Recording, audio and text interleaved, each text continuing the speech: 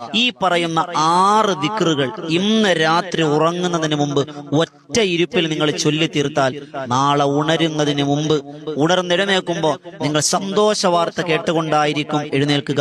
സന്തോഷത്തിന്റെ റിസൾട്ട് നിങ്ങൾ കിട്ടുമെന്ന് മഹാരഥന്മാർ ഉറപ്പിച്ചു പറഞ്ഞ മുജറബായ അമലായി രേഖപ്പെടുത്തി വെച്ചിരിക്കുന്ന അത്ഭുത ഇൻഷാ അല്ലാഹ് നമ്മളത് പറയാം. ഒന്നാമത്തത് അസ്തഗ്ഫിറുല്ലാഹൽ അലീം എത്ര വട്ടം? 33 വട്ടം ചൊല്ലി.